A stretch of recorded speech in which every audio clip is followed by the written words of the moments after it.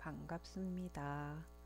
한국의 역사 문화 이제 기초도 낮고 그다음에 뼈대도 세웠고 오늘부터는 하나하나 이제 살을 붙여가도록 하겠습니다.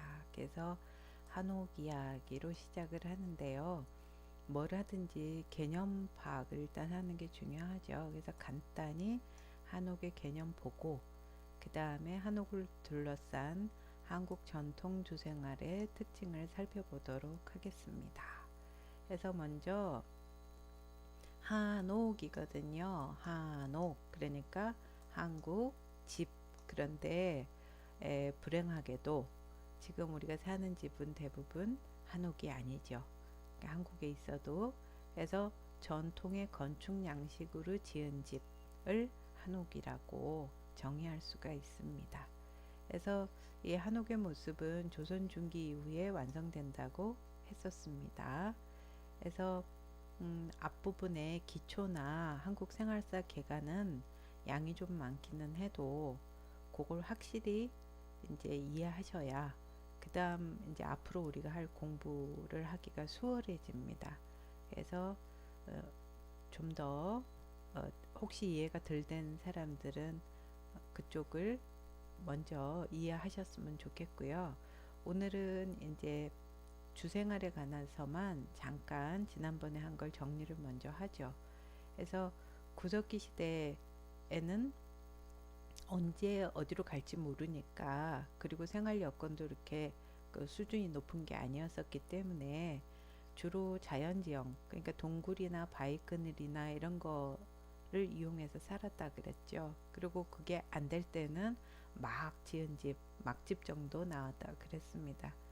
그러다가 신석기 되면서 이제 날씨도 따뜻해지고 물가에 가서 살면서 이제 원시적이지만 농경도 하면서 거기다가 이제 땅을 완전히 물가에 파고 들어가는 움집을 지어서 이렇게 자연스럽게 촌락을 형성해서 살았다 그랬고 그러다가 청동기 시대로 넘어오게 되니까 본격적으로 이제 농사도 짓고 정착을 해야겠으니까 이제 물가가 아니고 좀 떨어진 데 있는 작은 산 밑에 거기다 마을을 만들고 거기서 이제 땅 위로 조금 올라온 반지하집 그래서 반움집을 지을 수가 있었는데 그거는 이제 부분 온돌을 쓸 수 있었기 때문에 그랬다 이렇게 얘기를 했었고요.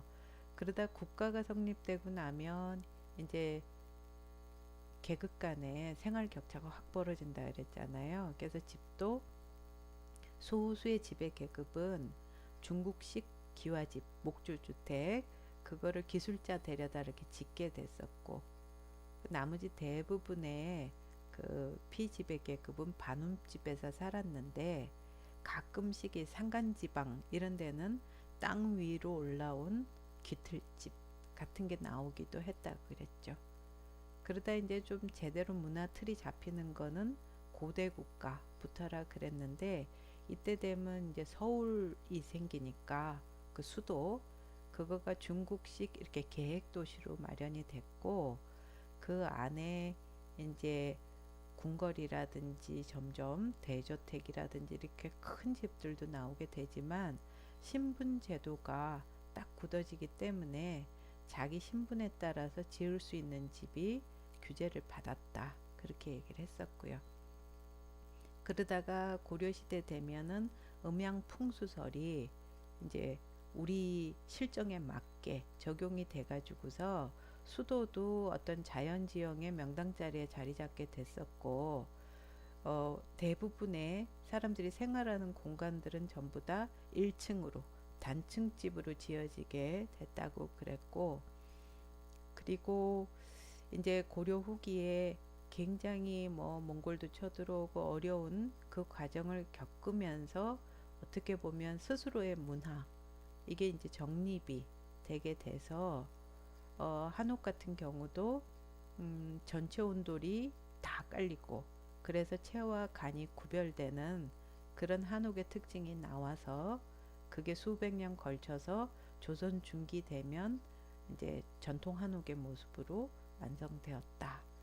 그렇게 얘기를 했습니다. 그래서 그거는 농경생활과 정착생활과 그 다음에 좌식생활에 적합한 그런 집이었고, 대부분의 백성들 같은 경우에는 요새로 치면 국민주택 뭐 이렇게 볼 수 있는 초가상간 이라는 데 살았는데 그 형태도 자리가 잡혔다고 말했습니다. 그래서 그렇게 완성된 조선 중기 후에 완성된 한옥에 대해서 오늘 살펴볼 건데, 한옥은 주로 지붕으로 많이 나누죠. 그래서 위에 흙을 구워서 만든 게 기와거든요. 그거 얹은 집은 기와집. 그 나머지 식물성 재료로 만든 거는 초가집. 이렇게 구분을 할 수가 있고, 또 이 조선 중기는 신분제 사회잖아요. 그렇기 때문에 신분에 따라서 집이 달라집니다. 그래서 임금님 집은 궁궐, 양반 집은 방가, 일반 백성 집은 민가. 그런데 민가 중에 조금 규모도 크고 그 다음에 이제 양반 집 특징도 조금 가지고 온 중인들이 살던 중인주택을 따로 구분하기도 합니다. 자, 이렇게 돼서 한옥이 한국 전통 건축 양식으로 지은 집인데, 그 한옥을 둘러싼 전통 주생활을 이제 특징을 한번 찾아보도록 하겠습니다. 그래서 제일 먼저 좀 전에도 얘기했던 공간이 체와 간으로 구분된다 하는 거예요. 그래서 집이 요 집을 갖고 집집이 전부 다릅니다. 집이 이렇게 자리 잡은 터전 모양이 다르기 때문에. 그런데 그 요 집을 예를 하나 들어가지고서 요 설명을 한번 해보도록 하죠. 일단은 집 전체가 채는 건물이에요. 그래서 건물 여러 개가 집 안에 있다는 얘기죠. 그 집 전체가 일단 채로 구분이 된다는 거예요. 그래서 이 집 같은 경우는 어쨌든 양반집에서는 제일 상징적으로 서열이 높은 건 사당입니다.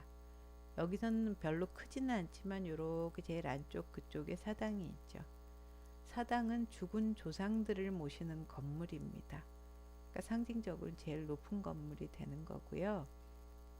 현실적으로 제일 높은 건 주인 남자들이겠죠. 그래서 주인 남자들이 있는 곳을 사랑채 그래요. 이 집 같은 경우는 이게 이제 사랑채가 되겠죠. 그리고 이 집 같은 경우에는 여기 안채 하나, 또 여기 안채 하나 해서 안채가 두 개가 있습니다.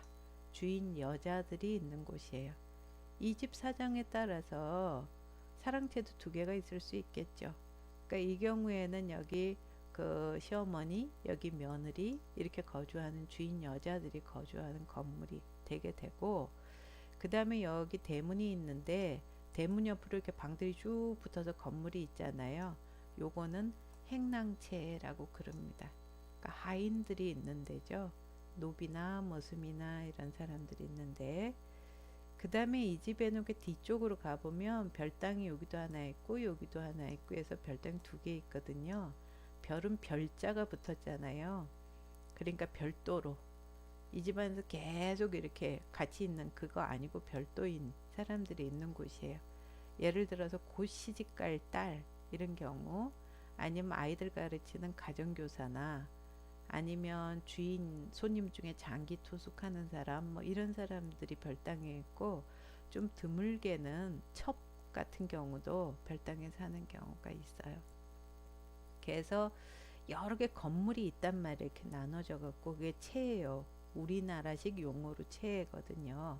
이렇게 돼 있는데 여유가 있는 집은 여기에 이제 덧붙여서 다른 건물들이 또 있기도 해요.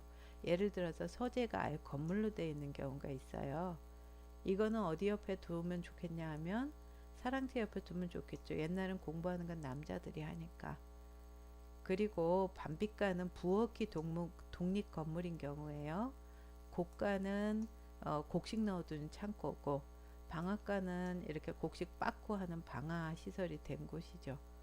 이것들은 전부 다 그 당시 그 집안 살림을 총괄하는 건 안방 마님이니까 안채하고 좀 연관선 상에서 이렇게 건물들이 있겠죠. 그 다음에 뒷간은 가능하면 조금 으슥한데 화장실이니까 이렇게 있게 되고, 점점점 해놓은 건 그것 말고도 뭐 그 집 상황 따라 여러 개가 있을 수가 있는 게 건물들이죠. 채로 구분이 되는데, 이렇게 집안을 여러 개 건물로 나누는 거는 중국에서 그 중국식 목조주택을 우리가 초기 국가 때 받아들였을 때부터 나온 특징이에요. 그러니까 건물로 구분하는 거는 한옥 특징이라고 딱 보기는 어렵죠. 근데 한옥의 특징은 뭐냐면 거기서 그 건물체가 다시 간 또는 우리 방이라 그러는데 그걸로 구분된다는 거예요. 무슨 얘기냐 하면, 그 여기가 지금 사랑채잖아요. 그러면 사랑방이 다시 있죠. 대청이 있죠. 그럼 여기가 사랑방, 여기는 대청, 여기는 여기 뭐 뒷마루방 뭐 이런 식으로 해가지고서 나눠진다는 거죠. 이렇게 나누려면 어떻게 하겠어요? 벽을 이렇게 만들어 갖고 그 사이에 문 달아 갖고 나눴겠죠. 그걸 간 또는 방이라 그런단 말이에요. 그게 나눠지는 거, 요거는 한옥의 특징이에요. 그래서 뭐 여러 개가 있어요. 그래서 사랑방, 뭐 안방, 여먹방이라는 건 여러분 많이는 안 들어봤을 텐데, 이건 옛날에는 사람이 죽으면 무덤에 가서 묻을 때까지 시간이 오래 걸리거든요. 그래서 시신이 상하면 안 되니까, 그러니까 감회장을 하거나 아니면 보관해 두는 그런 방이에요. 뭐 요런 것도 있어요. 이게 있고, 이 위에 반비가는 아까 부엌 건물인데 안채나 행랑채 안에 요렇게 간이나 방으로 있으면 그 부엌은 우리 간이죠. 부엌간. 이렇게 마찬가지로 여기 곡간, 방앗간 이런 것들은 전부 뭐냐 하면 건물이고, 여기 곡간, 방앗간은 다른 건물 안에 한 부분으로 들어가 있는 거예요. 헛간 같은 경우도 마찬가지죠. 한 구석지에만 있으면. 그래서 이것도 아주 여러 가지가 나올 수가 있겠죠. 그래서 다시 이 간으로 이렇게 구분이 되게 되는데, 그 다음에 이 한옥의 특징으로 우리가 얘기할 수 있는 게 뭐냐 하면, 각채가 마당으로 연계가 된다는 거예요. 건물들이 이렇게 보면 여기 이제 건물들이 이렇게 있잖아요. 이렇게 건물들이 막 이렇게 있으면 그 사이에 뭐가 있냐면 이렇게 마당들이 전부 있죠. 근데 그 공간을 비워둔다는 거예요. 그러니까 서양이나 아니면 중국이나 이런 곳들은 그 마당에 뭔가 장식하고 꾸미고 막 이러거든요. 그러지 않고 비워두는 게 한옥의 특징이에요. 이렇게 돼 있는데, 일단 우리가 왜 그러면 중국이나 우리나라 같은 경우는 채로 집안 전체를 여러 개 건물로 만들었을까 라고 얘기할 수 있는데, 이거는 비어있는 건물을 기피하는 농경국가의 특성, 그런 게 반영된 걸로 되게 얘기를 하죠. 그래서 우리 뭐 시골이나 어디나 간에 그 집이 좀 오래 비어 있었어요. 그럼 우리 되게 뭐라 불러요? 흉가라 그러죠. 그래서 관리가 안 되니까 막 어우 저 귀신 나오겠어 막 그런단 말이에요. 이거는 왜 그러냐 하면, 이제 우리 문화 이렇게 해갖고 한옥 문화 이렇게 해서 자리 잡힐 때 바탕에 깔린 문화가 우리 신석기 이후로 농경국가적 성격이 강하다 그랬잖아요. 그런데 서양 같은 경우에는 그 문화 기반이 마련되고 바탕에 깔려 있는 게 유목국가적 성격이 강해요. 정착해서 이렇게 있었을 때 문화가 그렇게 됐는데, 우리 지난번 신석기에서 그 두 문화가 나눠질 때 농경국가는 자연 조건이 좋은 쪽이었고, 유목문화는 굉장히 자연 조건이 좀 열악한 쪽이었잖아요. 그러니까 농경국가는 자연하고 일반적으로 굉장히 좀 친화적이에요. 반면에 유목국가는 자연에 도전하고 극복하는 이런 성격이 강하거든요. 그러니까 우리가 서양에 무슨 뭐 거대한 궁전들 많잖아요. 베르사유 궁전, 뭐 윈저궁 뭐 이런 식으로 볼 수 있는 그 서양의 거대한 그 그 궁정, 건물, 뭐 귀족들의 저택 이런 것들은 그 유목문화 기반에서는 이렇게 떠돌아다니다가 자연에 도전하고 살고 그러면 그 자연에서 내가 뭔가를 얻을 수 있을 때 최대한 얻으려고 노력을 하게 되겠죠. 그래서 정착해서 내 땅을 확보할 때도 막 쳐가지고 줄 쳐서 여기서 여기까지 다 내 땅이야 그러고, 아니면 건물을 지을 때도 지금은 안 써도 언제 지을 수 있을지 모르니까 크게 지어놓고 그 중에 일부만 사용하다 점점 쓰겠다, 이런 식으로 발전을 해 나가는 반면에 농경 문화는 자연하고 친하니까 내가 언제든지 가서 활용할 수 있다고 생각하는 거죠. 그런 상황에서는 필요할 때마다 필요할 때마다 자연에 건물을 지으면 되겠죠. 그래서 내가 결혼했어. 이렇게 건물 조그만 거 하나 지었어요. 한 채를 하나 지었어요. 그러고 나다 좀 있다가 뭐가 많이 생겨서 이렇게 곡간채를 하나 지었고, 그리고 옆에 노비도 좀 들였어. 그래서 행랑채도 이렇게 하나, 아이가 좀 커져갖고 옆에 별채 또 하나, 이런 식으로 해서 하나 느려가도 자연이 내가 그 땅 확보하고 하는데 전혀 문제가 없다고 생각했던 문화가 이렇게 만들었다는 거죠. 비어 있는 건 안 좋아.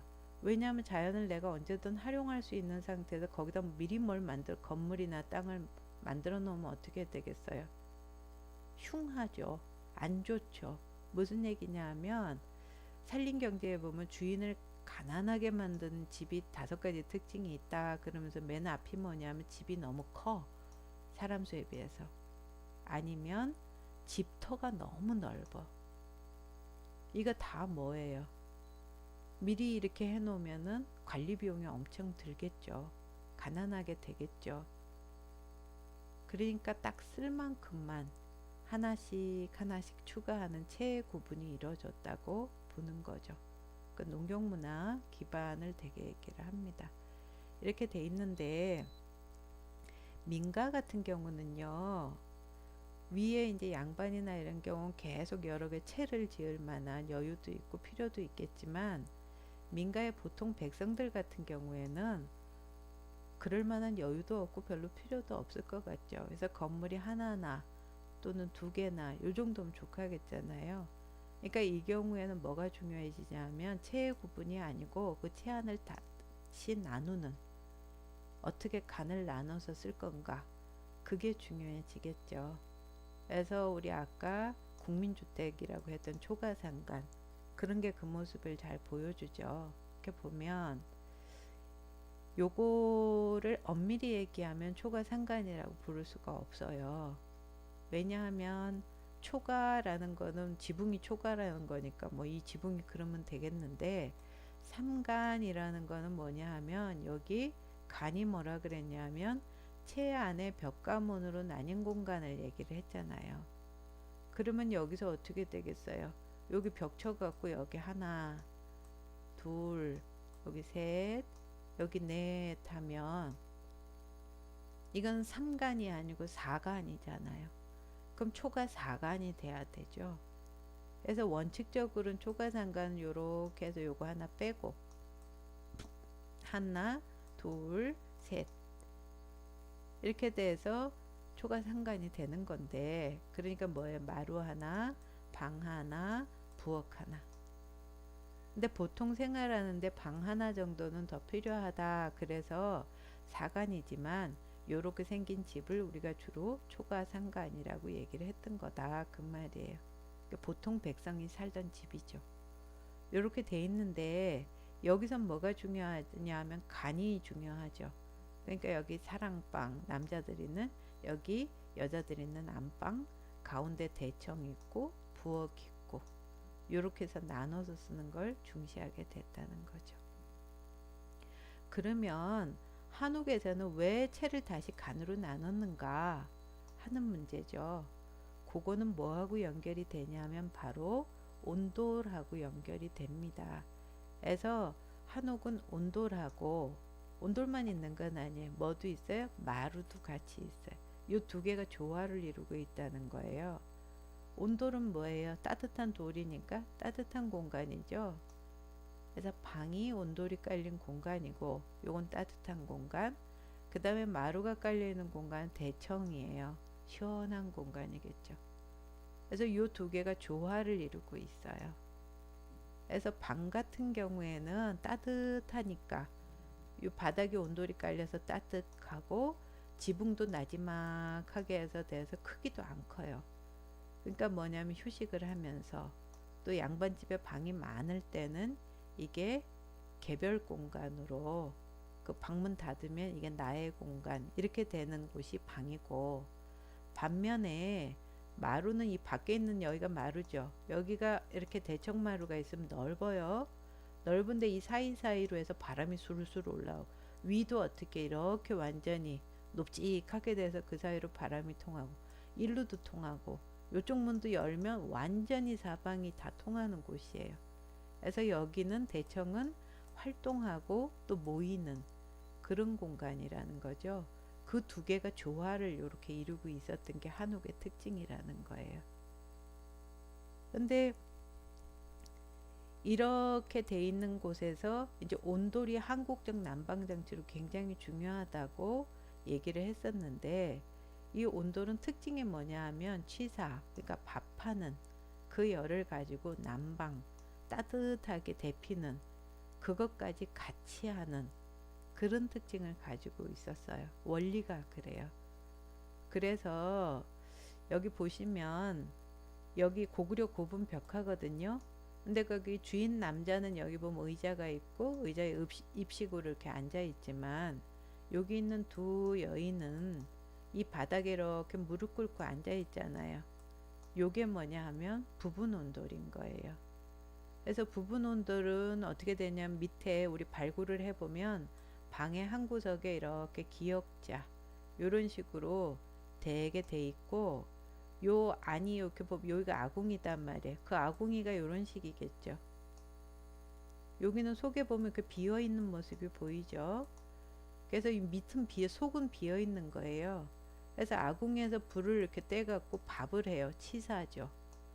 그러면 그 열이 이 밑으로 이렇게 비어 있는 공간을 통해서 이 위를 데피면서 지나가겠죠. 그건 난방이죠. 그래서 치사와 난방을 같이 하는 이런 상황으로 돼 있었다는 거예요. 그래서 부분 온돌이 일찍부터 청동기후로 발달을 했고, 이게 필요한 건 추운 지방이겠죠. 여기 가운데다 이게 모닥불 하나 펴갖고 안 되는 지역인 거죠. 그러니까 여기 보면 이렇게 해서 여기 우리나라까지 포함해서 아주 넓은 북쪽 지역, 이 지역들이 이런 부분 온돌을 사용하는 그런 지역이었다는 거예요. 그래서 현재까지도 근대에 이르러서도 만주 지역, 우리나라 저 북쪽에 이 지역은 부분 온돌이 남아 있는 거죠. 그래서 부분 온돌이 여기서부터 시작해 가지고서 이 전체 여기가 전부 온돌인 거예요. 부분 온돌인 거예요. 근데 여기 뭐가 이렇게 보이냐 하면 부뚜막이 보이죠. 여긴 맨바닥에 흙바닥이에요. 전체 원룸형으로 지금 돼 있는 건데, 여기서 밥하고 해갖고 한 열을 갖고 이쪽을 전부 덮이는 치사와 난방을 같이 하는 그런 형식의 부분 온돌이 아주 오래 쓰였던 거죠. 이렇게 돼 있었는데, 부분 온돌은 그러니까 북쪽 지방에서 많이 나오는데 전체 온돌은 거의 우리나라 그 고유의 온돌이에요. 그래서 이렇게 보면 방이 여기가 전체 방이에요. 그러면 그 방에 이렇게 온돌이 전체가 다 깔리는 거예요. 그래서 아까 우리 한옥의 특징 뭐라 그랬어요? 체와 다시 간으로 나눠진다고 그럴 때, 아까 부분 온돌은 이 방 안에서 부분적으로 온돌이 돼 있으니까 이 안에 아궁이가 있을 수 있잖아요. 근데 이제는 안 되죠. 전체가 다 온돌이 깔리려면 부엌이 나와야 되죠.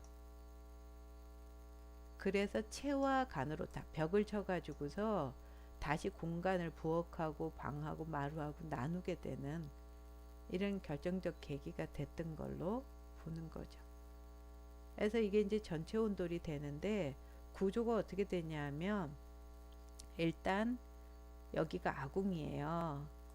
그럼 여기서 이렇게 장작을 넣어갖고 불을 떼는 거예요. 이제 불났죠. 그럼 이게 이렇게 해갖고 위에 여기를 뭐라 그러냐면 붓두막이라 그러죠. 붓두막에서 지금 가마솥에서 밥이 되는 거예요. 치사하죠. 그 사이에 여기서 뗀 불이 이쪽 여기 통로를 통해 갖고 방 쪽으로 들어가는 거예요. 그럼 방바닥에 뭐가 이렇게 깔려 있냐면 돌이 깔려 있어요. 그 돌을 우리가 뭐라 그러냐면 구들장이라 그러는 거거든요. 그 구들장 밑은 어떻게 돼 있냐면 이렇게 비어 있어요. 그래야 그 사이로 열이 지나가죠. 그 비어 있는 공간을 우리가 고래라고 그러거든요. 그래서 고래를 통과하면서 구들장을 덮이면서 이 밥한 열이 지나가요. 그리고 지나가면 어떻게 됐어요? 마지막에 연기가 위로 이렇게 빠져나가야겠죠. 그래서 그곳을 굴뚝이라고 그러는 거죠. 근데 이렇게 불을 떼면 장작대고 그런 뭐 불순물이 같이 생기죠. 재나물. 그것들을 어떻게 가다가 여기서 한번 이렇게 떨어지고 가다가 또 여기 떨어지고 연기만 빠져나가죠. 그래서 이 떨어지는 이런 자리를 우리가 개자리라고 그러는 거예요. 그래서 전체 온돌은 요런 구조로 돼 있는 거죠. 밥 한 열로 난방하는 거는 원리예요. 그래서 여기 가까운데 여기는 아랫목 그러고 이쪽은 윗목 그러겠죠. 해서 만들어지는데 실제 어떻게 만드냐 하면 여기 보면 이제 이쪽에 이제 부엌 여기 이런 거 아궁이 하는 쪽으로 들어오게 개자리 파고 이쪽에 이제 뭐 아궁이 붓두막 만들겠죠. 방 안으로 들어오고 나면 어떻게 되냐면 이렇게 턱을 만들어야겠죠. 그 턱을 그 사이가 고래인 거거든요. 그러니까 요 그림 보면 어떻게 돼요? 한 무릎 정도까지 이렇게 깊게 판 여기가 고래고 그 사이 턱이 이렇게 있는 거예요.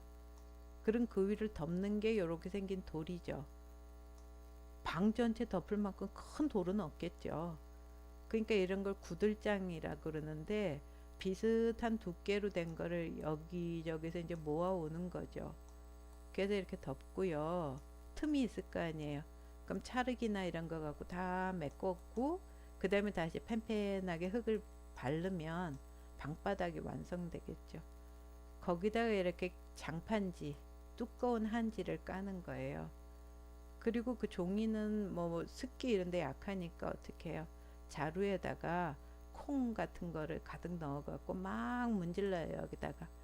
그러면은 그 콩기름이 여기 배 들어 갖고 이렇게 아주 노릇노릇 되는 그런 이제 그 방바닥이 완성이 되는 거죠.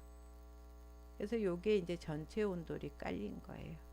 그래서 온돌이 깔리지 않은 마루, 이 온돌하고 연결된 밖에 있는 부엌, 이렇게 체와 간으로 나눠지는 그런 특징이 나타났던 거죠. 그래서 우리나라 전통 부엌은 어떻게 생겼을까요? 여기가 입구면 밑으로 한 70cm, 80cm 정도 푹 들어가야 부엌이 있죠. 그럼 왜 그러냐면 여기서 불 때문에 이쪽이 방바닥이면 방바닥 밑이 이렇게 고래가 돼 있으니까 부엌은 더 아래에 있어야겠죠.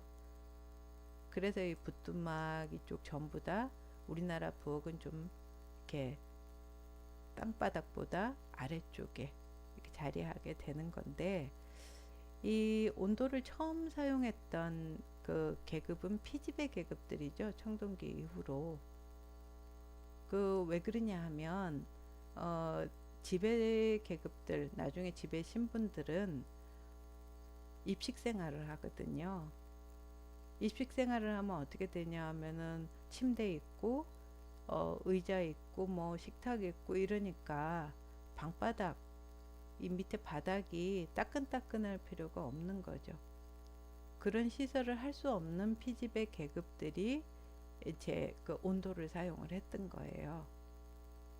그렇기 때문에 처음에 그 사람들만 쓸 때는 문제가 없었어요. 아까 초가상간에서는 그냥 부엌에서 밥하면 그 열로 방 데피면 끝이었잖아요.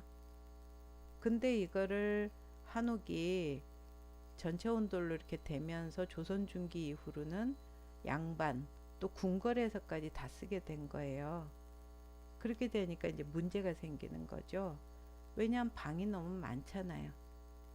그렇게 되니까 부엌 말고 일부는 이런 식으로 해서 부뚜막을 만들어서 솥을 걸어 놓고 뭐 뜨거운 물 데피거나 아니면 소 먹일 여물 같은 거 그런 거 여물죽 끓이거나 그런 거를 해요.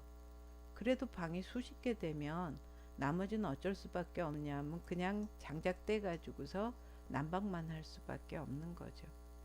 그러니까 시작은 치사와 난방이 일체돼 있었지만 이렇게 그 집의 신분으로까지 확대되고 나서는 난방용으로만 이렇게 아궁이가 만들어져 갖고 쓰게 됐던 거죠.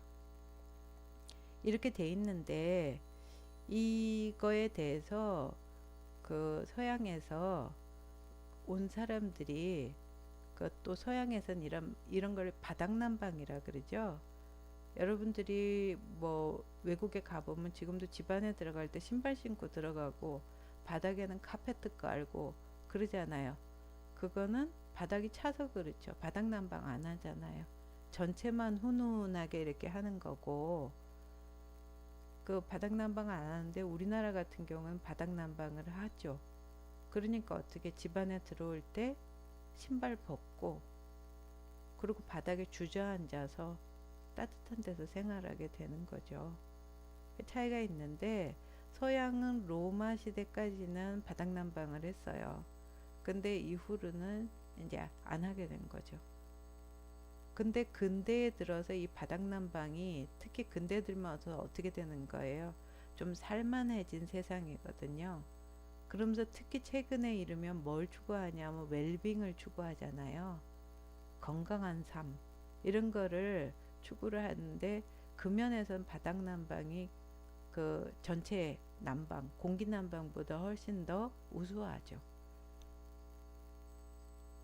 음, 일단 이거는 알렌이라는 사람이 조선에 여행 와서 그 견문기를 쓴 건데 한번 보시면 조선이 세계에서 가장 뛰어난 난방 장치를 가진 나라로 평가를 해요. 그러니까 초가상간에 방이 있는데 침실이 있는데 거기 구들장 그 방바닥은 하루에 두 번씩 밥하느라고 불을 때면 항상 따뜻하다. 근데 일본이나 중국이나 다 집들이 추운데 특히 누구 여행가 입장에서 볼 때 이 따뜻한 방바닥은 너무나 천국 같은 느낌을 주는 거죠. 이렇게 해서 저 여행가로서만 느끼는 게 아니고 독일이라든지 이런 서구 국가에서 그 바닥난방이라는 거가 좋다고 생각을 한 거예요. 그래서 그거를 이제 현대식으로 만드니까 전기 판넬이라든지 이런 식으로 해가지고 바닥난방을 하게 되는 건 왜냐하면 여러분들도 느낄 텐데 겨울에 아파트 같은데 난방하면 머리가 띵하잖아요.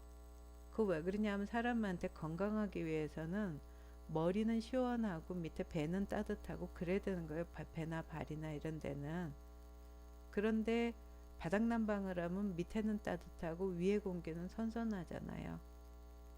건강에 굉장히 좋다고 보는 거고 바닥 난방하는 온돌은 뭐냐면 바닥이 뜨거운 데다 딱딱하죠.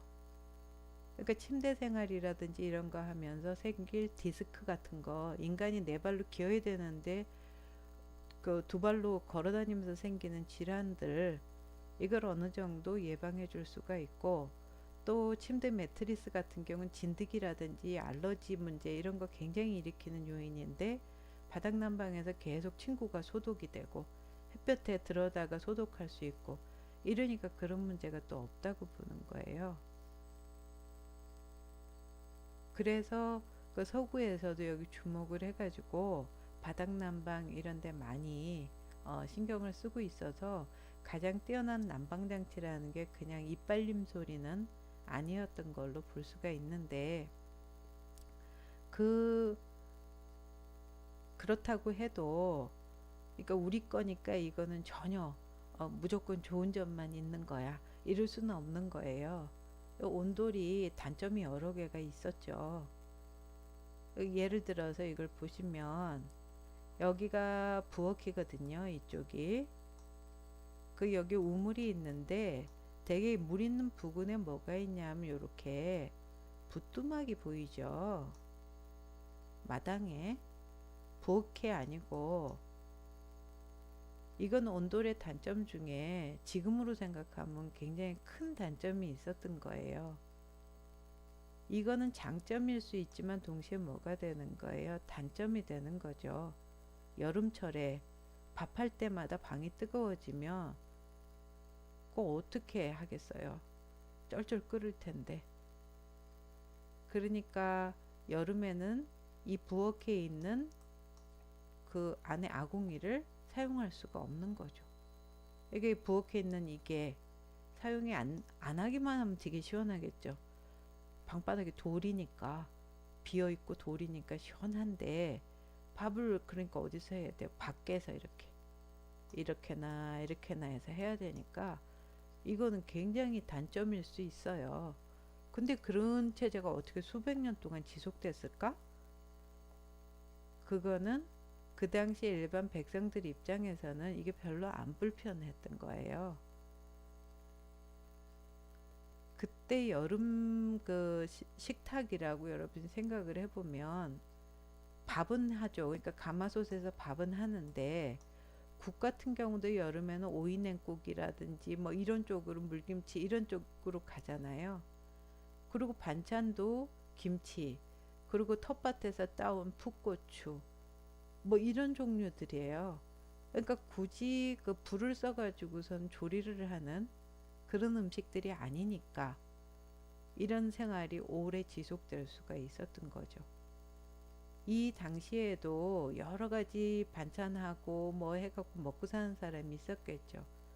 그 사람들은 해결책이 아까 뭐였냐 하면 부엌 건물이 따로 있었잖아요. 밤빛간이라는 데가. 그러니까 거기서는 취사만 하는 거예요. 그러니까 문제가 될 수가 없죠. 그래서 오래 지속될 수 있었던 거예요. 근데 오늘날 기준으로 보면 이거 굉장히 큰 단점일 수가 있어서 지금은 어떻게 돼 있어요? 부엌에 가서 따로 취사하잖아요. 가스레인지에 밥하면서 그거 갖고 바닥 난방하는 거는 아니죠.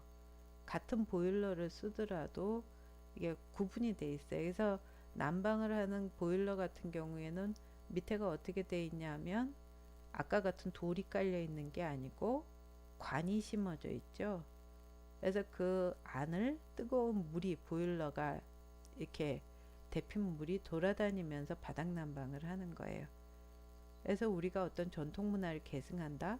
이럴 때 명심해야 될 건 옛날 그 모습 그대로 아니면 절대로 안 된다. 이 생각은 하면 안 되는 거죠. 기술도 발달하고 여러 가지 좋은 게 있고 그런데 그럼 역사 발전이 어떻게 만들어지겠어요? 그러니까 바닥 난방 이거 인간한테 좋다. 웰빙 시대에 딱 좋다. 그럼 그건 살려야 되죠. 그렇지만 단점인 부분들은 없애야 되는 거죠. 그래서 그 온돌의 단점 중에 또 우리 지적되는 게 뭐예요? 연료 문제죠. 피지배 계층이 제한적으로 쓸 때는 상관없었어요. 근데 여기 보면 어디에 궁궐, 양반을 넘어서 이제 궁궐 안까지 마룻방들이 다 뭐가 되는 거 온돌이 된 거예요. 그러면 그 땔감들이 엄청나죠. 방방이 장작을 떼어대니까. 그래서 우리 한 일제시기 이 정도 되면 산이 완전히 벌거숭이 산이 되잖아요. 이거는 그 기본적으로 땔감을 해서 산림을 훼손시키는 큰 문제였던 거죠. 그러니까 어떻게 변화시켰어요? 그 연료를 석탄 쓰다가 연탄으로 바꾸고 그 다음에는 기름 쓰고 가스 쓰고 이제 태양광이나 태양열로 하다가 또 지열도 쓰고 지금 다른 걸로 막 넘어가고 있는 거죠. 그래서 이 단점도 그렇게 극복하는 거예요. 살리는 건 뭐냐? 바닥난방이란 특징을 살리는 거죠. 그리고 온돌은 이것 말고도 단점이 요즘 우리 바닥이 만일에 따뜻하면 코 이렇게 빼고 겨울 같은 때 위에가 서늘하면 활동이 좀 저해가 되는 면이 있는 거죠. 그리고 바닥 난방을 하면 바닥에다가 누웠다가 일어나건 앉았다 일어나건 상당히 이 활동성이 떨어지는 건 또 사실인 거예요. 그러니까 복합적으로 사용하는 거죠. 입식도 하고 또 바닥 그 난방한 바닥도 활용하고 이런 쪽으로 하는 게 현명한 그런 거라고 볼 수가 있는 거고, 또 하나가 예전에 굉장히 문제됐던 게 화재 위험이었죠. 방방이 밑에 아궁이가 있어서 불을 떠야 되는데 그 당시는 목조주택이잖아요. 거기다 지붕엔 대부분 초가집이잖아요. 뭐 불빛 튀면 바로 불 나는 거고 옆집에서 실제 그런 일이 많았던 거거든요. 그러니까 그 화재 방지 위한 뭐 그래서 하방벽도 만들고 하긴 하지만, 그러나 기본적으로 거기 취약했는데 지금은 이 건물들이 전부 그 문제를 해결해서 뭐 시멘트라든지 다른 걸로 지어지고 있으니까 크게 문제될 거 없고, 직접 뭐 아궁이에 불 때는 경우도 아니니까. 그래서 단점들은 해결하는 쪽으로 가는 거, 그게 역사 발전이고, 그러면서 좋은 면을 살리는 거, 그게 역사 계승인 거죠. 자, 이렇게 해서 온도를 봤고요. 그 다음에 이제 우리 그 한옥의 그 주생활의 특징으로 세 번째 지적할 수 있는 게 유교입니다. 유교는 우리나라에 이제 삼국시대 때 들어오긴 하죠. 그 이전부터 뭐 이렇게 소개는 됐었고, 그런데 유교는 그때는 주로 정치적이에요.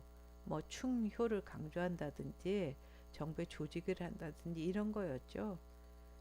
그런데 그 유교가 조선 중기 되면 이제 생활화가 되거든요. 여러분 잘 아시는 사림들이 지방에서 마을 단위로 그 마을을 이끌어 가거든요. 그래서 뭐 향약 뭐 이런 거 해갖고 이끌어 가는데, 그 당시에 의례가 전부 그런 유교적 의례죠. 관혼, 상제 뭐 이런 거 다. 그래서 생활 속으로 유교가 들어와요. 들어오니까 집도 당연히 영향을 받게 되겠죠. 그래서 우리 주생활에서 나오는 게 집집이 아까 우리 봤던 사당, 사당이 보급되는 거예요. 요거는 조상 숭배하고 관련되겠죠. 유교에서 제일 강조하는 건 나의 근본이 뭐냐 하면 나를 낳아주신 부모님이다. 그것도 그 부모님의 부모님 이렇게 해서 효를 강조를 하는 거거든요. 그런 면에서 조상을 감사하는 마음으로 숭배를 하는 거예요. 그래서 그 조상을 모신 사당, 이게 이제 보급이 된 거죠. 양반집에 보급이 돼서 양반집의 제일 안쪽에 좋은 기운이 머무는 곳에 따로 이렇게 벽 있고 문 달리고 안에 건물이 이렇게 있는 거예요. 그래서 이거는 최대 장남집에만 있는데 최대 4대까지 모셔요. 그래서 여기가 이제 고조 할아버지 할머니, 증조 할아버지 할머니, 할아버지 할머니, 아버지 엄마 이렇게 돼 있는 거예요. 여유 있는 집은 이렇게 이제 보조 공간까지 해갖고 아주 잘 사당을 만들게 되는데, 안에 들어가면 이렇게 되는 거죠. 그래서 여기 보면 이렇게 감실이라 그래갖고 이렇게 있는데, 여기 문을 이렇게 열면 그 안에 신주가 들어있는 거예요. 조상의 신주가. 그래서 무슨 일이 있을 때마다 여기다 음식도 차리고 해서 마치 살아있는 것처럼 이 조상들까지는 계속 같이 생활했던 그런 사당이 보급된 거는 유교의 효사상에 입각한 조상 숭배 때문이었던 거고요. 그 다음에 유교에서는 뭘 강조하냐면 남자 여자가 다르다. 이 남녀 구별이죠. 이건 구별이에요. 차별 아니에요. 남자가 여자보다 높다가 아니고 둘이가 다르다. 성격이 다르다는 거거든요. 그래서 이 남녀 구별은 주로 이 한옥안에서는 주인 남녀를 대상으로 하는 겁니다. 하인들이 대상이 아니고, 그래서 남자들의 사랑채, 여자들의 안채를 이렇게 구별하죠. 그래서 안채가 주로 저 안쪽에 있지만 안채에 이렇게 문을 열면요, 갑자기 이렇게 벽이 나옵니다. 아니면 이런 식으로 그 마당에 심지 않는, 아까 마당 비워둔 데 있잖아요. 큰 나무가 갑자기 나와요. 그리고 어떤 경우에는 좀 여유가 없고 뭐 이런 경우는 어떻게 되냐면, 여기가 사랑채고 안채고 이러면 그 두 건물 사이에 필요 없는 기역자로 된 이렇게 담이 나오기도 합니다. 이런 것들은 무슨 얘기냐 하면 남자 여자가 생활하는 공간을 딱 구별하는 거예요. 그 구별은 어떤 인식에서 나오게 되냐 하면, 예라는 거가 뭐냐 하면 인간다움으로, 인간이면 그렇게 행동해야 된다, 이럴 땐 이렇게 행동해야 된다, 이거 규정해 놓은 게 예거든요. 그게 어디서 시작되냐면 부부에서 시작이 된다는 거죠. 남자와 여자가 만나서 서로 결합해서 혼인하고, 그때부터 모든 것이 여기서 시작이 된다. 그러니까 어떻게 하냐면 내외를 구분하는 거를 내외라고도 하죠. 너 누가 이렇게 보면 남학생 보고 얼굴 빨개지는 여학생 보고 너 내외하니? 그런다고요. 이게 딱 이렇게 서로 남녀가 서로 이렇게 삼가는 거죠. 구분돼서 남자들은 바깥에 행랑채 거처하는 거예요. 여자는 안쪽에 안채 거처해요. 문단속하면서 서로 안 드나들어. 남자는 7살 이렇게 넘어가면 좀 철들면 못 들어와요. 그리고 여자들은 밖에 안 나가요. 그럼 사랑채에서 심부름하고 청소하고, 그거는 아들 손자 또 그 남자 하인들이 하는 거죠. 이런 식으로 내외를 하는 이런 곳에서 시작이 된 거가 이제 사랑채, 안채 이런 구별들로 볼 수가 있는 거죠. 그 다음에 이제 유교의 영향으로 뭐가 나오냐면 차별. 이거는 신분 간에는 구별이 아니고 차별이에요. 위아래로 나누는 거죠. 그래서 유교에서는 분수가 다르다 그러잖아요. 분수를 지키라 그러잖아요. 그러니까 각각 신분 간에 타고난 게 다른 거예요. 그래서 차별을 하게 되는데, 집안에서 일단 양반집만 할 수 있는 게 소술 때문이었어요. 여기 보면 이게 소술 때문이거든요. 그래서 원래 이렇게 되면, 일자로 되면 이게 평대문이잖아요. 근데 이렇게 솟아 있는 거예요. 양반집만 할 수 있어요. 그래서 이렇게 소술대문을 한다든가, 아니면 그 집 안에서도 그 채들, 건물이 배치되는 게 달라요. 여기 보시면 이 집 같은 경우에는 어떻게 되냐면 여기가 이제 행랑채인 거예요. 제일 문에 가까운 쪽에. 그리고 좀 들어가면 이렇게 사랑채가 나오고, 사회생활 하니까 문에 가까운 쪽에. 그리고 그 안쪽으로 이렇게 안채가 있는 거예요. 그리고 제일 안쪽에 사당, 아까 우리 얘기했던 조상의 영역이 있는 식으로 건물 배치가 유교적으로 다 달라요. 그래서 안쪽으로 주인이 있고 바깥쪽 문 쪽으로는 하인들이 있는 이런 구조로 신분이 차별이 되고, 높이하고 크기도 달라요.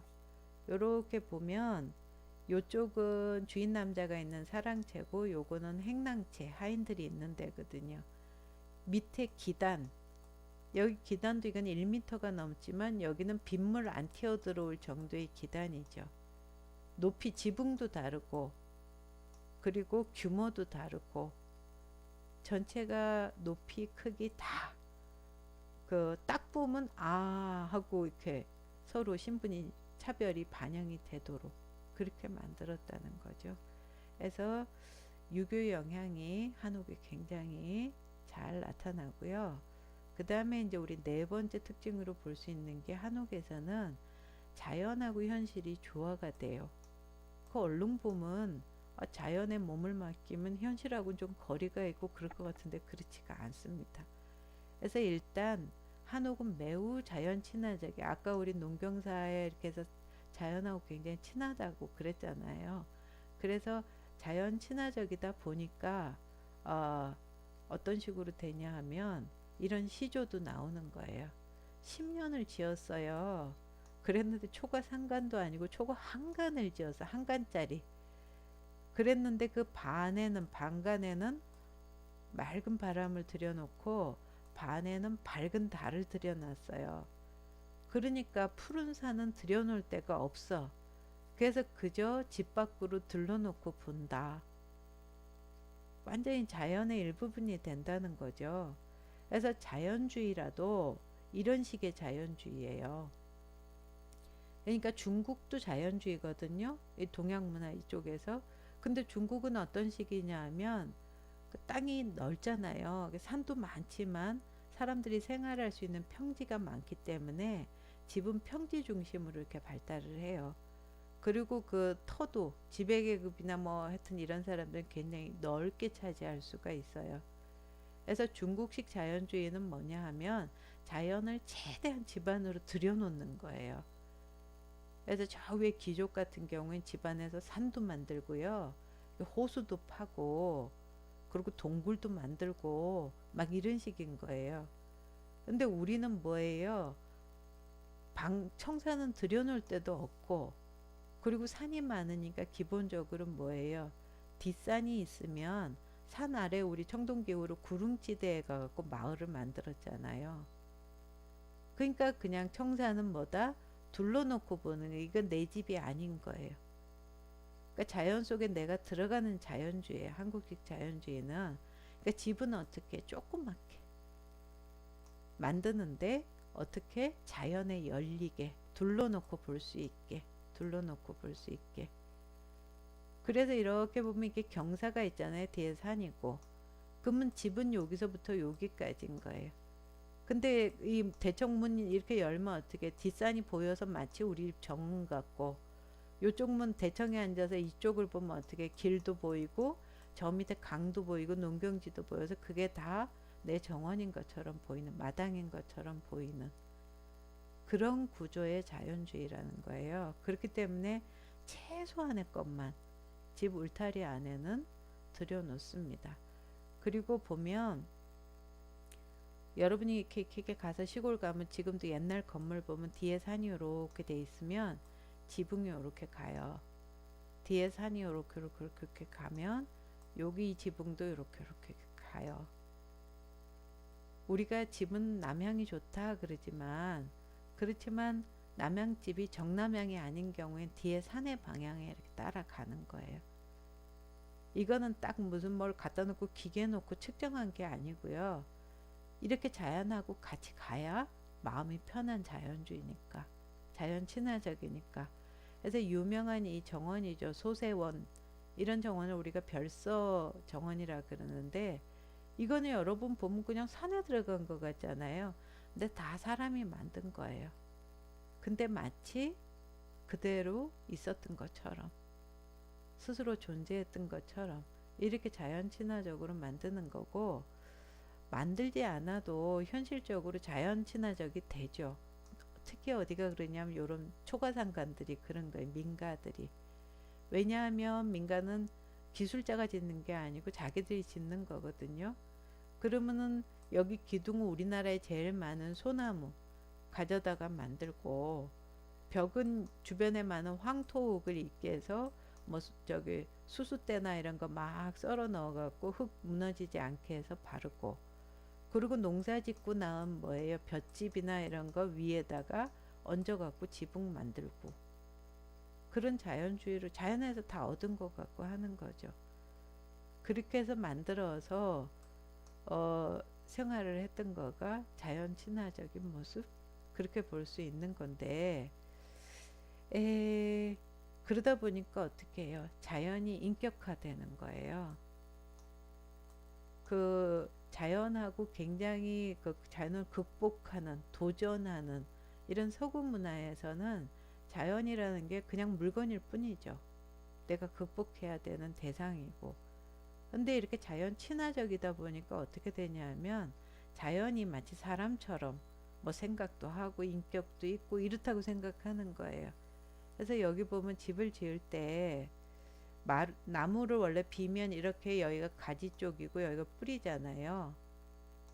그럼 우리가 그냥 편하게 하려면 이거 뭐 이런 거 전혀 생각하지 안 하고 쫙 깎아갖고 똑같은 크기로 만들어서 쫙 하면 되잖아. 방향도 뭐 아무 신경 안 쓰고. 근데 아니고 요 원래 이렇게 서 있었으면 나무도 이렇게 세워주고 그 다음에 이렇게 위에를 할 때도 목재들을 서로 마주보게 싸우지 않게 여기도 보면 이렇게 서로 마주보게 등지지 않게 이 자연을 인격화하는 거죠. 이런 식의 이제 건축들도 이루어지는 거고 여기를 보면 이 기둥들이 전부 지각각이죠. 여기도 대들보도 아주 제각각이죠. 여기는 뭐 그 자연적으로 자라난 나무를 깎아 갖고 이렇게 기둥을 만들기도 하죠. 이거는 자연도 뭔 거예요. 아까 기둥을 원래대로 세우는 건 어지러울까 봐 자연을 인격해 주는 거고, 기둥을 이렇게 해서 원래 모양대로 주는 건 그 모습 그대로가 좋으니까. 저거 저렇게 다른 형태인데 균형 잡기가 훨씬 어렵겠죠. 그렇지만 그렇게 마련해 주는 그런 자연 친화적인 그런 모습이 자연주의가 우리 그 한옥 문화에는 잘 드러나고 있는 거예요. 그런데 재밌는 건 뭐냐 하면, 우리나라 사람은 한옥은 또 굉장히 현실적이라는 거예요. 자연에 몸을 맡기고 네가 다 알아서 해라, 이게 아니라는 거예요. 그래서 굉장히 현실적인 게 뭐냐 하면, 그 안에서 이렇게 현실적으로 잘 살 수 있게, 예를 들어서 마당은 아까 우리 비워둔다 그랬으니까 다 어디에다가만 나무나 뭐 이런 것들이 나오냐 하면 정원이 후원이에요. 집 뒤쪽에다 몰거든요. 그럼 이런 식으로 애가 집 뒤쪽에 부엌 있고 이쪽으로 나오면 뒤에 후원이 있고 거기에 나무도 이렇게 심어져 있고 장독대도 있고 굴뚝도 있고 이렇게 돼 있는 거예요. 그런데 그 후원에 이렇게 있는 이 나무들이 자연주의 우리 측면에서 볼 때는 뭐냐 하면 다 화렵수들이에요. 요새는 왜 고급 주택들은 되게 침엽수잖아요. 소나무, 향나무, 사시사철 푸른 거.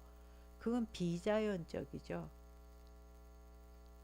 자연적이라는 거는 봄이 되면 싹이 나가지고서 꽃이 피고, 그 다음에 잎이 무성해져서 여름에 이렇게 있다가 가을 무렵 되면 열매가 맺히고, 그 다음에 단풍이 들어서 겨울 되면 다 떨어지고, 이게 정상인 자연이잖아요.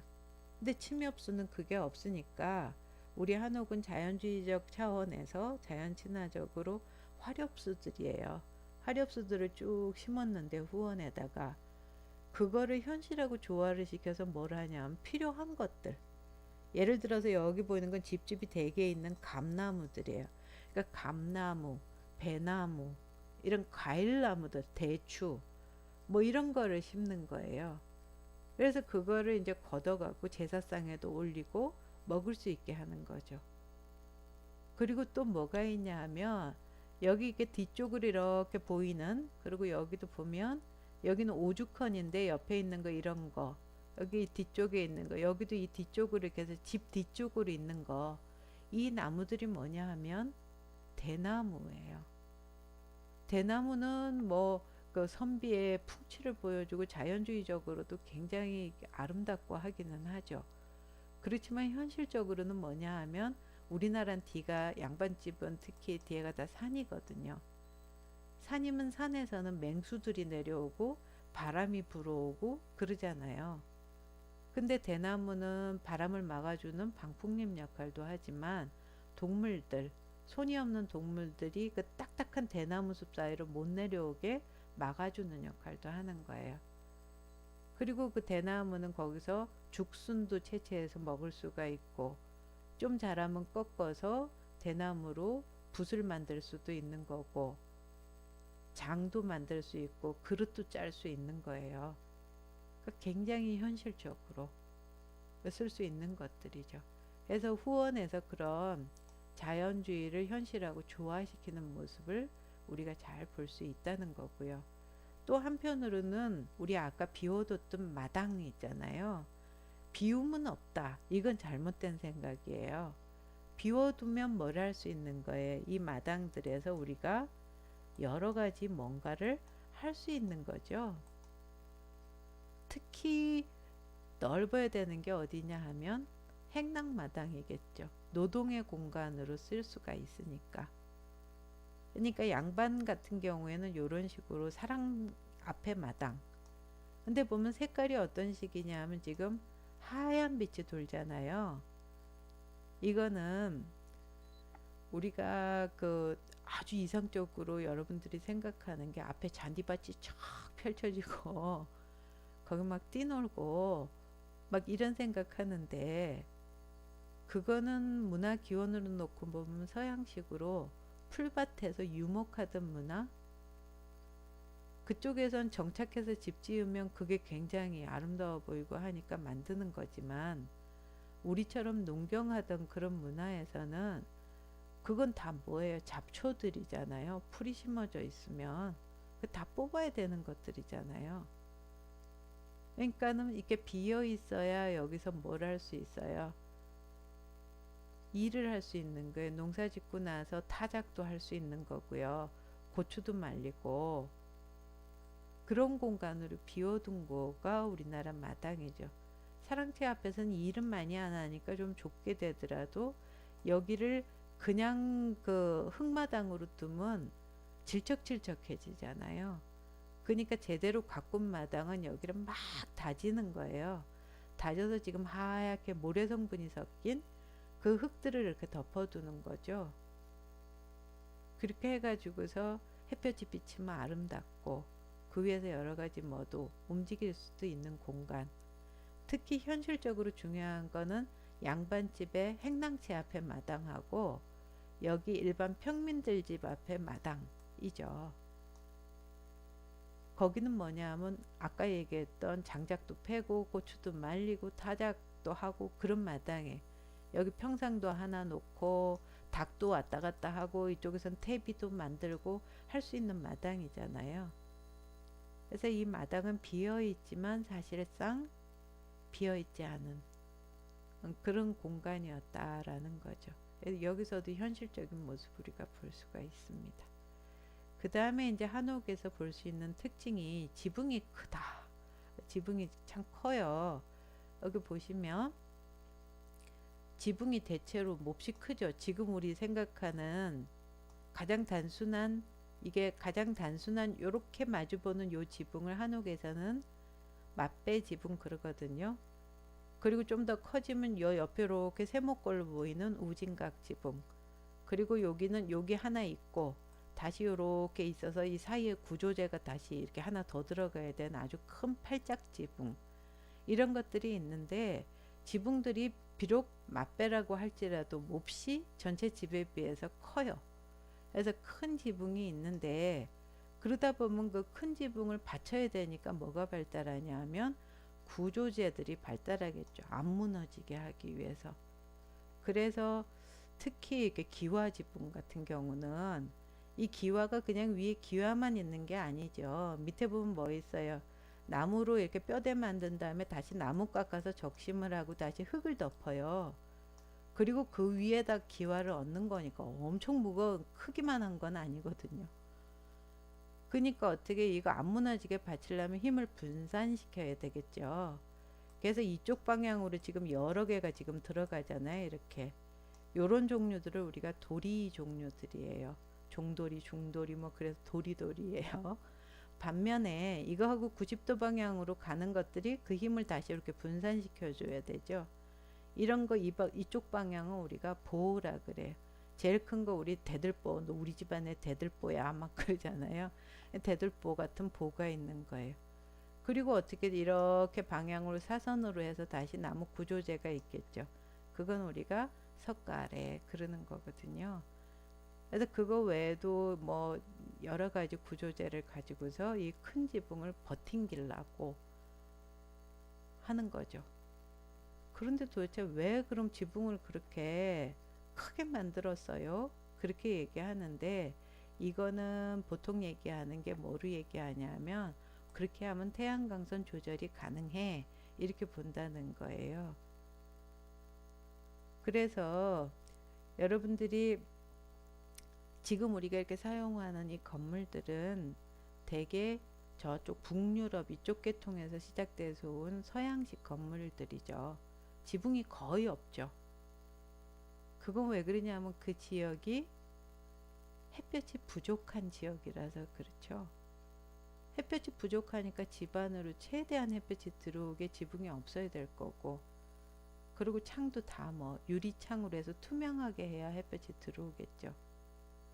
반면에 저기 인도라든지 그 뭐 저기 중동 지방이라든지 이런 데는 거기는 햇볕이 너무 많은 지역이죠. 그래서 지붕을 아무리 크게 해도 그 햇볕을 막아낼 수가 없으니까 지붕이 거의 없고 벽이 이따만큼 두껍고, 그리고 집 안에는 어떻게든지 햇볕이 가장 안 들어올 수 있게 창문도 조그맣게 그렇게 만드는 거잖아요. 근데 우리나라는 어떤 지역이냐 하면 그 중간이라는 거예요.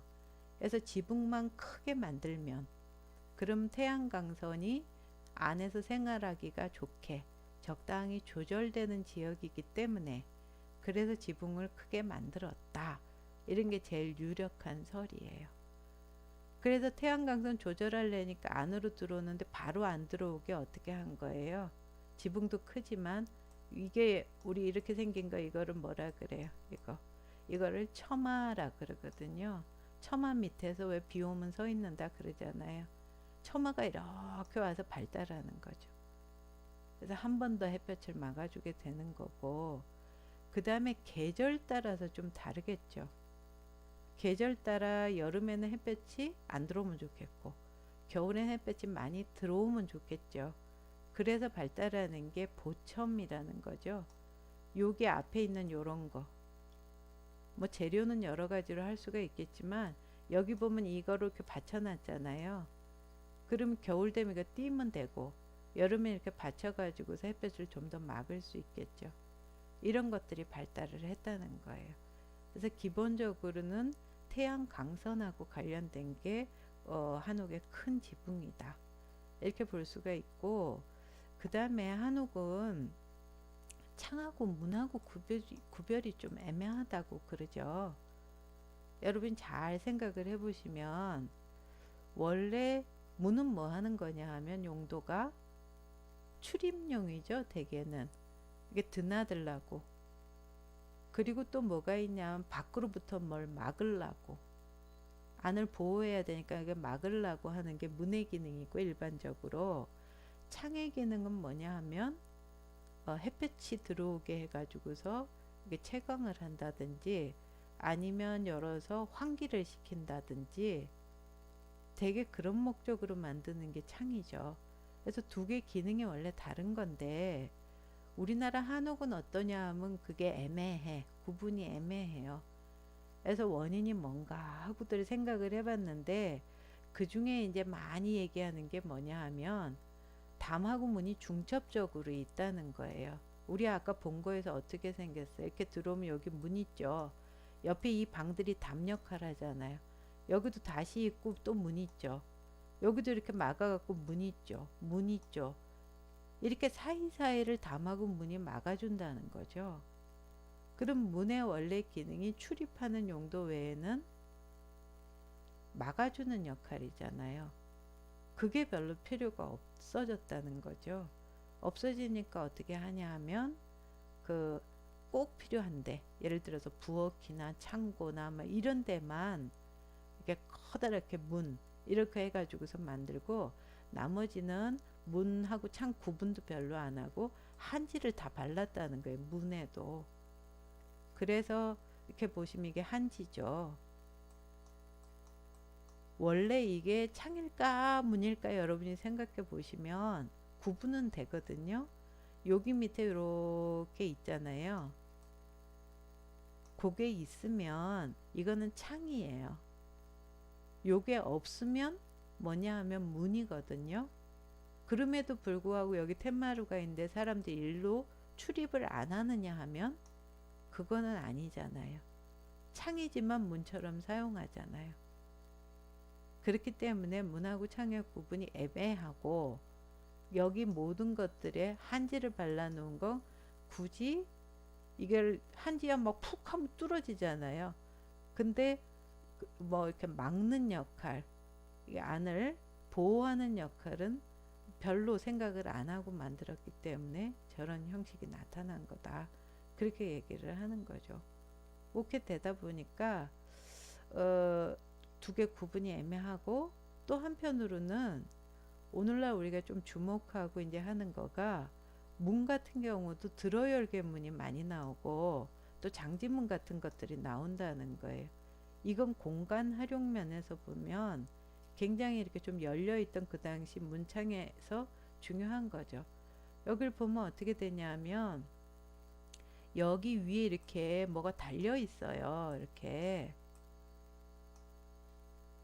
이게 되게 우리나라 문을 열면 들어서 여는 거, 옆으로 이렇게 여는 것보다는, 그리고 여기 장지문들이 이렇게 있거든요.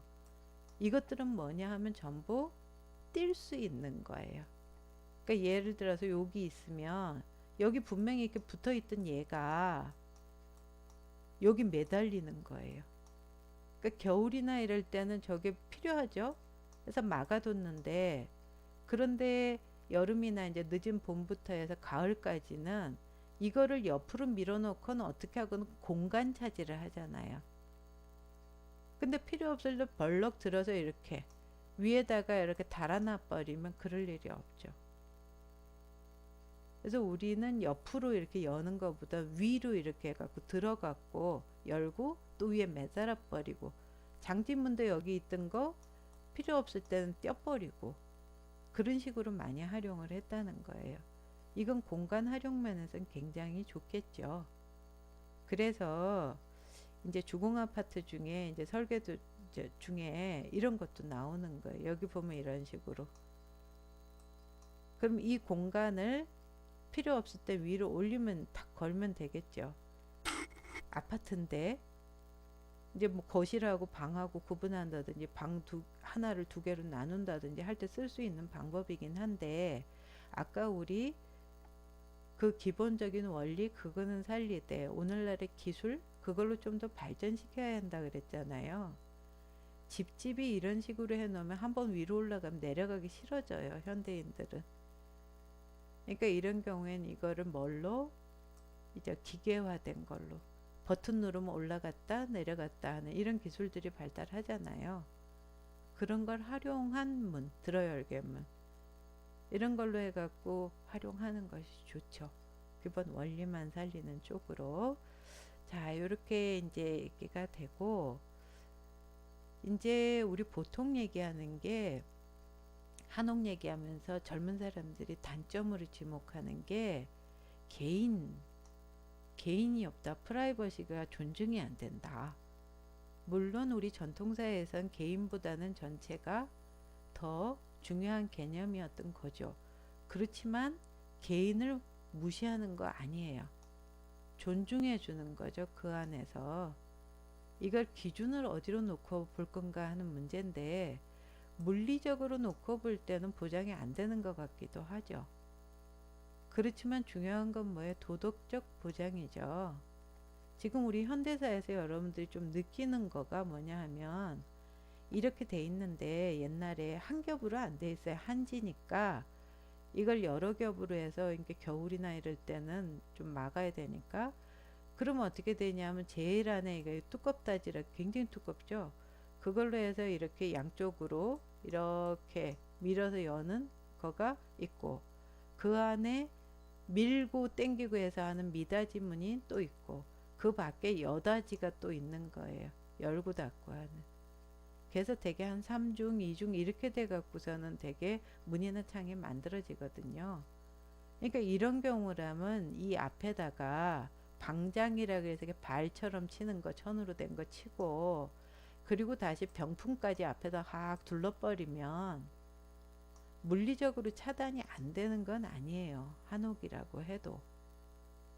근데 그렇게 안 하죠. 춥지 않은 경우에 이거 세 개 다 닫는 경우는 없어요. 하나만 한단 말이에요. 요즘 우리 세상에서 이렇게 보면 뭘 볼 수 있어요? 아무리 가리려고 해도 가릴 수가 없다는 게 명백하죠. 내가 마음속으로 저 사람을 방해해야겠다, 저 사람의 사생활을 침해해야겠다고 마음을 먹으면 어떤 경우에라도 막을 수가 없는 거예요, 원래가. 그래서 인간이라면 더 중요한 게 물리적 차단이 아니고 뭐예요? 도덕적인 보장이에요. 그래서 여기 우리 보면 내훈이라고 옛날에 그 양반집에서 이렇게 가르치던 부녀자들한테 도덕 교과서 같은 거거든요. 거기 뭐라고 나오냐면, 네가 남의 집을 방문할 때 방문 앞에 두 사람 신발이 이렇게 놓여 있으면 그 안에서 들어와라 하기 전엔 들어가지 말고, 또 아무 말이 없으면 그 안에 사람이 있는 것 같아도 절대로 들어가면 안 된다. 그리고 네가 문 안으로 들어갈 때 본래 문이 열려 있었으면 들어가서도 열어놓고 닫혀 있었으면 들어가서도 네가 문을 닫아라.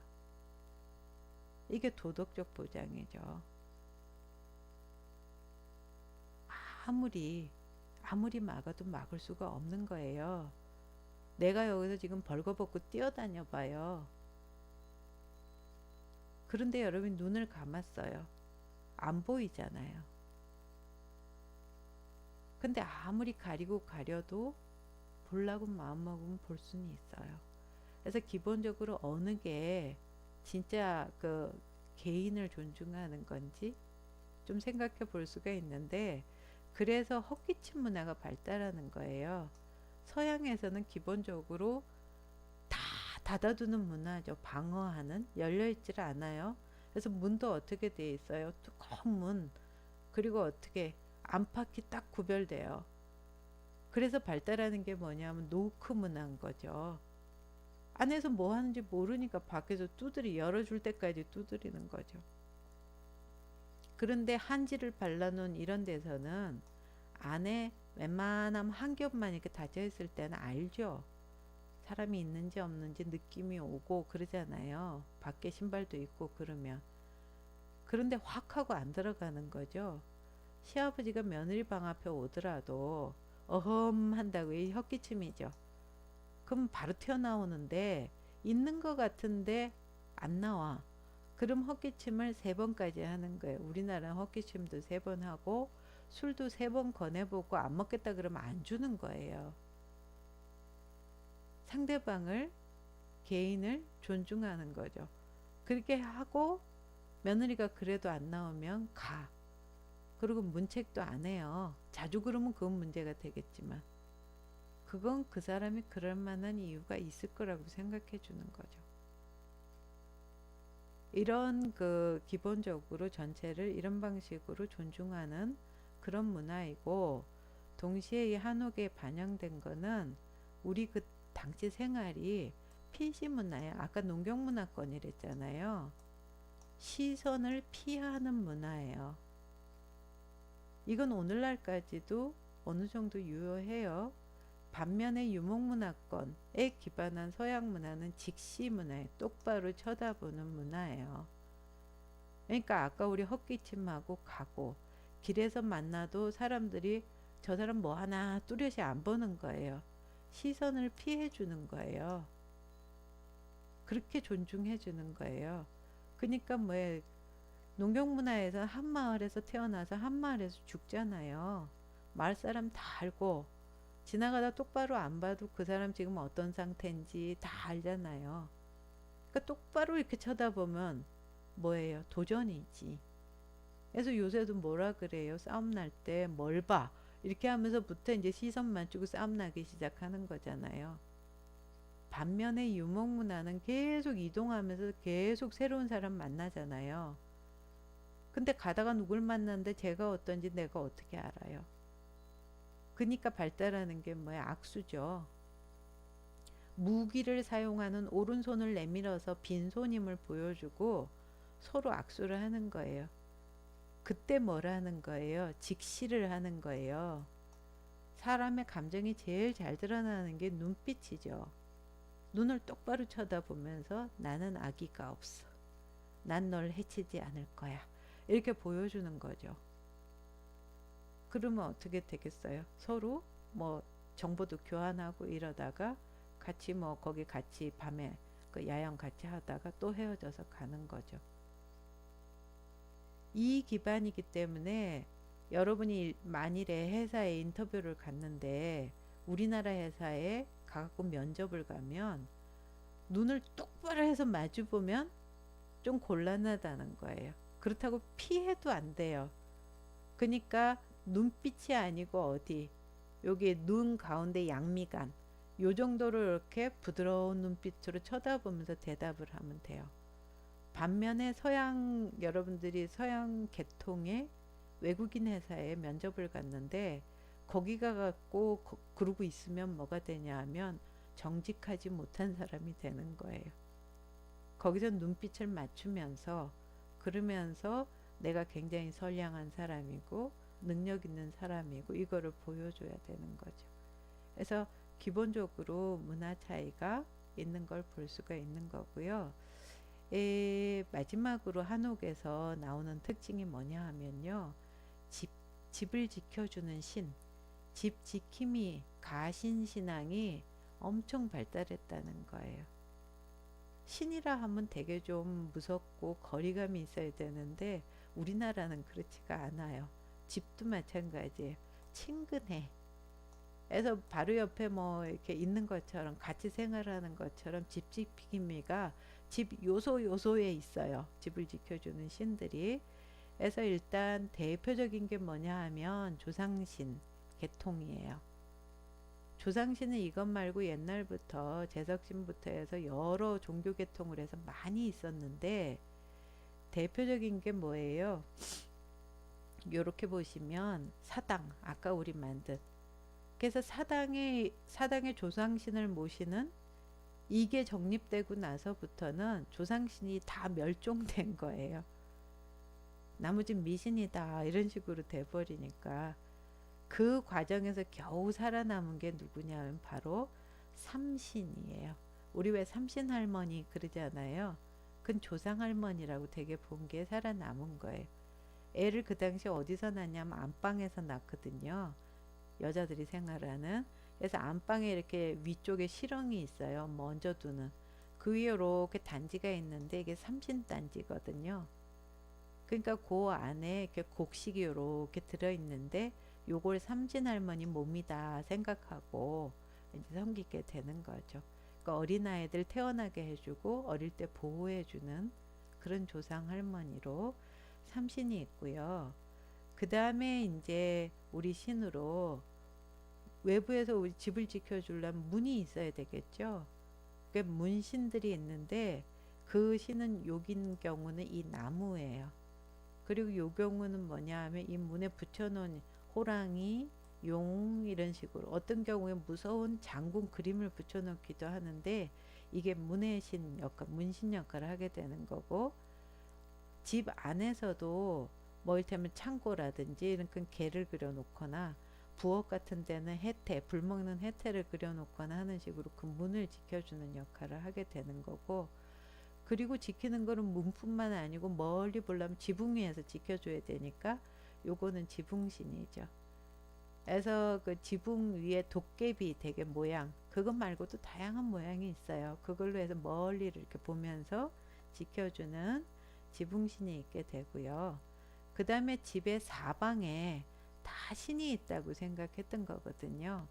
그래서 주택을 우리가 집을 기준으로 놓고 보면 주택에서 우리가 남쪽 보는 기준으로 해서 왼편이 청룡이고 오른편이 백호고 앞쪽이 주작이고 뒤에 게 현무다. 그래서 우리 사신신앙 얘기하잖아요. 이게 신들인데 그 청룡은 뭐냐면 왼쪽에 있는 물이고 백호는 뭐냐면 오른쪽에 있는 길이 있어야 그게 백호고 앞에 연못이 있으면 그게 주작이 되고 뒤에는 언덕이 있는 거가 현무다. 이게 사방신이 되는 거예요. 동서남북을 지켜주는 그죠? 그런 신이 되는데 집이 조건이 저거에 딱 맞기는 어렵잖아요. 그럼 어떻게 하냐면 이런 식으로 나무를 심어주는 거예요. 예를 들어서 동쪽이 지금 청룡이 되겠죠. 그럼 거기 물이 있어야 되는데 물이 없어. 개울이 안 흘러가면 어떻게 하겠어요? 복숭아 나무나 버드나무를 집의 동쪽에 심어주면 그게 동쪽을 지켜주는 청룡신 역할을 한다는 거죠. 요런 그 각 방위를 지켜주는 방위신 그런 개념이 이제 발달을 하게 되고요. 그 다음에 이제 집을 놓고 볼 때 현실적으로 제일 중요한 건 집의 건물이죠. 그래서 건물을 지켜주는 신이 집의 그 사당에 있는 조상신 빼고는 제일 높은 신인 거예요. 그래서 그 높은 신은 이 집을 대표하는 사랑채, 그 사랑채의 대청에 대개 위치를 하게 되거든요. 근데 뭐 형식은 다양해요. 그러니까 여기 보면 이렇게 사랑채 위에 이렇게 얹어 놓는 실렁이에다가 항아리 속에 곡식이 들어 있기도 하고요. 아니면 그 사랑채 이렇게 기둥에 이렇게 해서 종이로 곡식을 싸갖고 매달아 놓기도 하고요. 아니면 아예 커다란 항아리에 곡식을 채워서 이 구석에 놓기도 해요. 그러니까 다양한 형식으로 나오는데 조사랑채 대청에 있는 쪽에 집안의 건물의 신인 성주신이 되는 거고요. 그 다음에 집이 있으면 건물이 있으면 대지가 있을 거 아니에요. 그 땅의 신은 우리가 터주신. 그래서 우리 보통 터주대감 그러잖아요. 땅의 신이기 때문에 집안에 둘 수가 없잖아요. 그러니까 집에 후원이나 이런데 그런 데다가 속에 항아리에다가 이렇게 곡식 넣어 놓은 건데 위에다가 이렇게 비 맞고 그렇게 하지 말라고 짚을 터주가리를 해서 얹어 놓은 거죠. 그래서 이렇게 집의 신과 건물의 신과 땅의 신이 이제 있게 되는 거고요. 그 다음에 이제 뭐가 있냐 하면 먹는 거하고 관련돼서 먹는 게 제일 중요하잖아요. 제일 중요한 건 밥하는 부뚜막이겠죠. 그래서 이 부뚜막의 신을 우리가 조왕신 그러거든요. 주식의 신이니까. 그래서 여기 보면 이렇게 그릇에 깨끗한 물이 담겨 있는데 이게 조왕신이에요.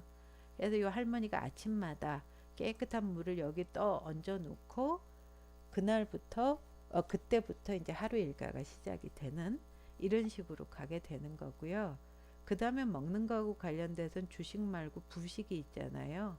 그 부식이 그 당시엔 제일 중요한 보관 장소가 어디냐 하면 장독대죠. 그러니까 그 장독대에 보면 똑같이 이렇게 하얀 그릇에 물이 담겨 있으면 그러면 요게 이제 우리 칠성신 이렇게 하는 장독대 신이 되는 거죠. 부식에 관한 이렇게 돼서 먹는 거하고 관련된 신들이 되게 물로 되게 많이 묘사가 되죠.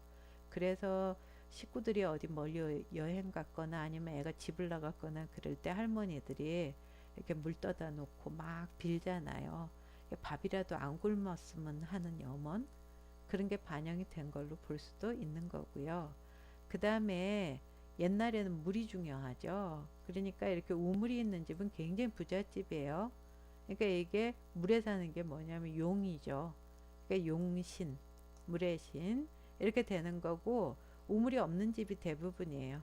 그러면 그런 집들은 마을 우물에서 이렇게 큰 독에다가 물을 떠다 놓고 사용하거든요. 그럼 요게 용신이 되는 거죠.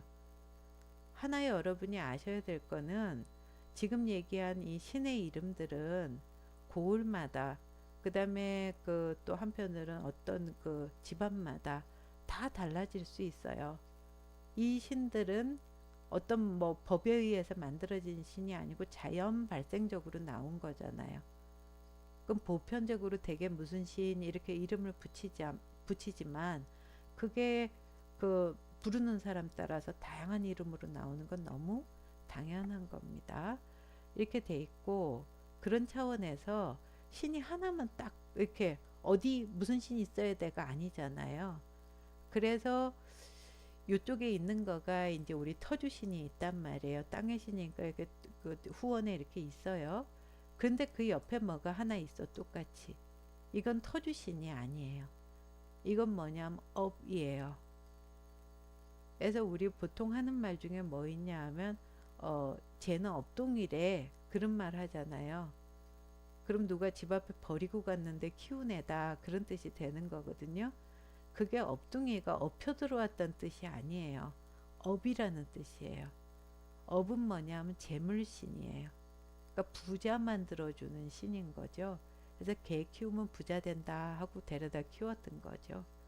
그래서 이렇게 업이인데 보통은 뭐로 묘사가 되냐면 구렁이.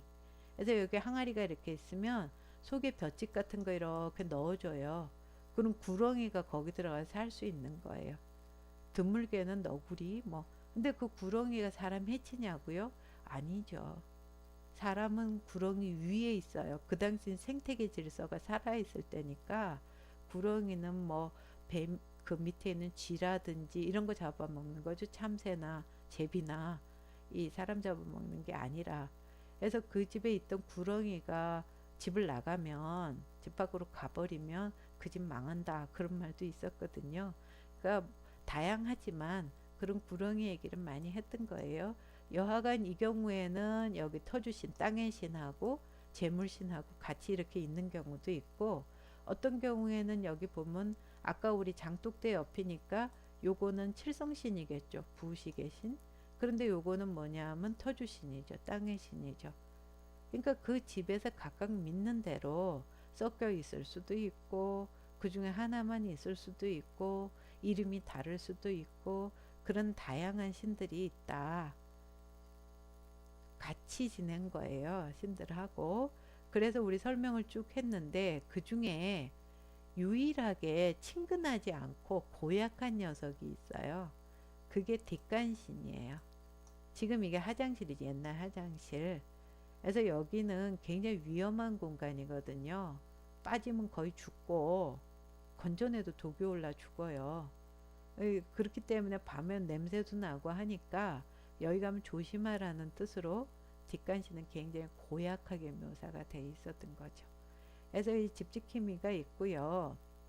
근데 이 신앙을 누가 지켜왔냐 하면 이제 특히 조선시대 돼갖고 유교 국가로 넘어오고 나면 양반이라도 여성들, 할머니, 어머니 이런 사람들 아니면 피지배 계층들이 주로 이 집지킴이 신앙들을 발달시켜 왔던 거예요. 주로 무속적 성격이 강하잖아요. 그래서 그 위에 있는 주인 남자들은, 남성들은 눈 감아 주는 거예요. 하지 마라 그러진 않아요. 이게 집안의 평화를 위하고 복을 비는 거니까. 그렇지만 모른 척하고 이제 넘어가는 이런 식으로 여성과 피지배 계층이 이 문화를 발달시켜 왔는데, 여기 이제 우리 보이는 특징이 어떤 특징이냐 하면 농업사회. 아까 우리 신의 모습이라는 거는 신이 형태를 갖추진 않잖아요. 그러면 그 형태는 뭐예요? 인간이 정하는 거예요. 인간이 정하는데 정할 때 신이니까 어떻게 정하겠어요? 좋은 걸로. 내가 좋아하는 걸로. 선호하는 걸로 정하겠죠. 그래서 그 사회를 반영한다고요. 근데 아까 보면 주로 항아리에 뭐가 들어있었어요? 곡식이 들어있거나 아니면 물이 있고 전부 농업사회, 정착생활 이런 것들을 반영한 모습들이죠. 그리고 한편으로는 여성과 피지배 계층이 이 문화는 발달시켜 왔지만 그 당시 사회 모습 거기 반영된 거는 남성 중심 사회를 반영하죠. 제일 중요한 신이 뭐예요? 조상신으로 사당에 있는 신. 그 다음에 뭐예요? 성주신이죠. 사랑채 대청마루에 있는. 그래서 기본적으로 남성이 중심이 되는 사회. 그래서 여기 보면 이게 사랑채의 대들보인데 거기 지금 이렇게 걸쳐놓은 게 뭐냐면 남자들이 외출할 때 입었던 도포거든요. 그게 성주신으로 아까 우리 곡식이나 이런 게 아니고 그렇게 되는 집안도 있는 거예요. 그거는 남성 중심 사회. 남자들이 나가서 저 옷 입고 나가서 사회생활하면서 뭘 가져오고 해서 우리 집안의 기본이 된다고 인식하는 거죠. 그래서 사회 모습을 우리가 알 수가 있는데 이런 집지킴이 신앙을 우리가 뭐하고 비교를 해봐야 되냐 하면 동신, 마을신으로 하고 좀 비교해 볼 필요가 있는데 우리가 오해하는 것 중에 하나가 예전에는 마을 단위로 공동체 사회였으니까 두레도 있고 뭐도 있고 그러니까 집보다는 그 마을이 중요했을 거야. 그래서 마을의 신, 동신 그러면 우리 떠오르는 게 뭐 장승이라든지 그죠? 나무 이렇게 돌 쭉 쌓아놓은 그런 돌무더기라든지 뭐 저 당산 그 나무 같은 경우 이런 거라든지 이런 것들을 되게 생각을 하잖아요. 그래서 그게 집에 있는 우리가 본 이런 신들보다 훨씬 더 친근하고 그 다음에 더 세력도 세고 이랬을 것 같이 생각하지만 아니죠. 한국 문화에서 가장 기본이 되는 거는 집이에요. 가족이고요. 그래서 신도 보면 위에 우리 집지킴이 종류가 굉장히 다양하잖아요. 요소요소에 다 있잖아요. 근데 동신은 그렇게 많지가 않죠. 그리고 동신은 그렇게 친하기보다는 좀 무섭잖아요. 그래서 우리 이 신앙 측면을 봐도 우리 집지킴이 신앙 발달이 한국의 가족 중심 문화 이거를 또 보여주기도 한다. 그렇게 얘기할 수 있는 겁니다. 그래서 이번부터는 참고 문헌이 있습니다. 그래서 쭉 제시를 해 드렸고요.